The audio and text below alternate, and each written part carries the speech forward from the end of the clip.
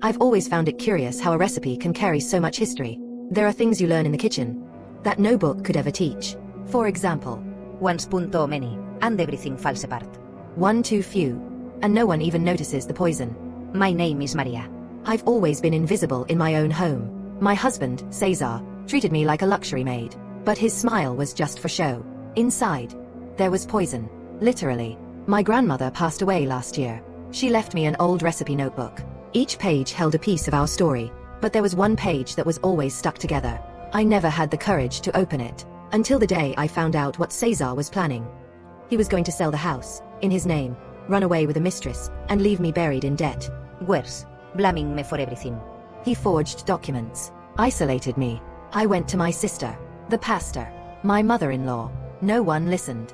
Maria's imagining things, they said. That's when I unstuck the glued page. Farewell, old-fashioned style.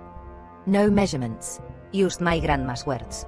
This recipe is only used when the main course is justice. First, I tested it. Rat. Cat.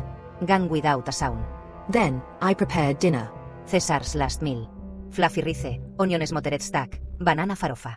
He ate, complained, but asked for seconds. 2 hours later, trembling, sweating, I called emergency, cried like a soap opera actress. At the hospital, he died without a diagnosis. Silently, just like I had lived all my life. At the wake, I served a dessert. Same recipe. Justice in its sweet version. Told everyone it was grandma's tradition. But then, an old acquaintance of Cesar's, a retired police chief, refused it. He stared at me and said, "That smell reminds me of an old case." A poisoning. My spine froze. He followed me with his eyes the entire ceremony, and in that moment, I realized, the plan wasn't airtight.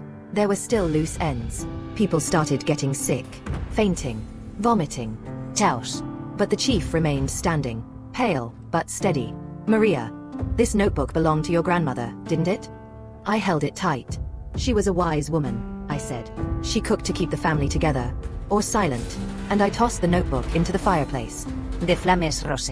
And for a second, I swear to God, I heard my grandma's laugh. Today, hi ha un mai a un restaurant. Family recipe. Everything fresh. Everything homemade. The compliments. Constant. But sometimes, someone who talks too much is never seen again. Some say it's a coincidence. Others, a family curse. But me, I just keep cooking. With love. And the right amount. Because deep down, everyone has an ingredient that's not in the recipe.